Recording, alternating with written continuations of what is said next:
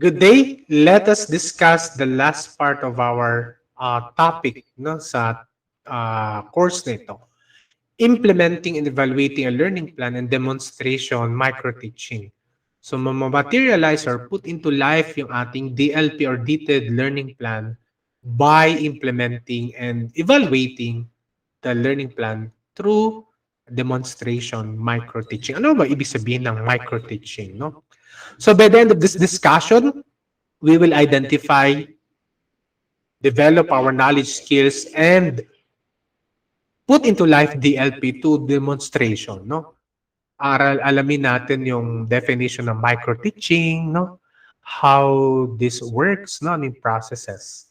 So, micro-teaching is a teacher training technique, no? That allows learners to practice knowledge, skills, and attitudes, no? And refine their teaching skills in a low-risk simulated classroom environment according to Bates. No?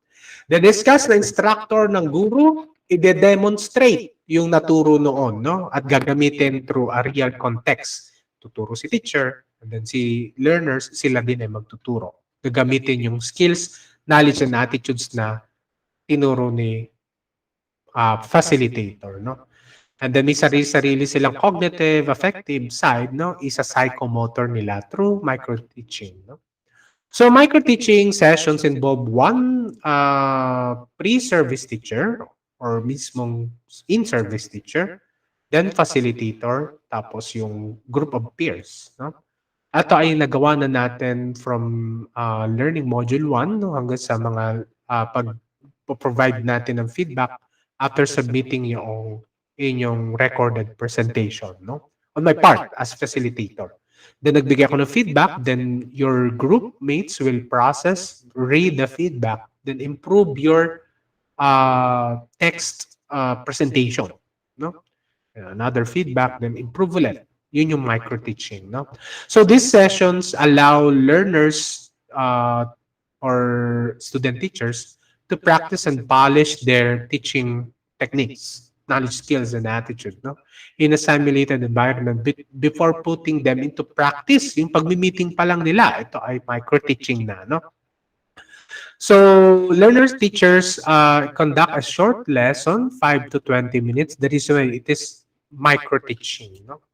Sa atin nangyari, it's a demonstration teaching na composed by different micro-teaching, no? So, micro-teaching session focus on one teaching skill at a time, no? Yung addressing behavior, being expert, no? Focus tayo after ng before or pre-lecture, focus tayo sa pre-lecture and then post-lecture. So, micro-teaching provides an ongoing training for in-service and pre-service teacher and retraining for classroom teachers in a simulated environment. Bago magturo at mag-enter sa profession, paano ka muna magturo? That is demonstration micro-teaching. No? So dito, of course, sa ating mga methods, no, there are advantages and disadvantages. So dito sa advantages, we allow learners no, to prepare for a variety of classroom scenarios facing different characteristics and natures of learners, no? Including working with learners with the specific needs, no?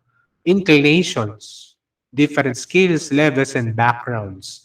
So, positive side then, we allow our learners, peers, to provide feedback how to improve our skills, knowledge, and attitudes in teaching. However, it is time consuming, no? Kasi it requires presence of instructor, giving feedback, no? And yung preparations din, no? However, mas worthwhile kasi ito yung profession na tatahakin natin. It requires multiple sessions, no? How to improve a specific knowledge, skills, and attitudes in teaching. It requires multiple sessions, no? It requires repeated multiple times, no? So that learners can refine their knowledge, skills, and attitudes in teaching. However, in a larger education institution, this require enough time, and most of the time hindi nakokompleto yung multiple sessions, no? So micro-teaching sessions focus on one teaching at a skill time. So you teacher training technique allow learners to practice and refine their skills, no? Tapos gamit ang real context na learning environment. It could be you will be facing learners na enrolled sa school na applyan. Could be walang learners. Then ang iyong magiging learners that time during your demonstration teaching ay mga panel mo. No? So how will you manage, how will you teach, execute the DLP or learning plan. So sa debriefing, uh, yung panel, they discuss their observed KSA and CAP sa inyong demonstration teaching. At commonly, nagfo-focus siya doon sa tabulation or sa rubrics or sa tabulation ng demonstration teaching. No?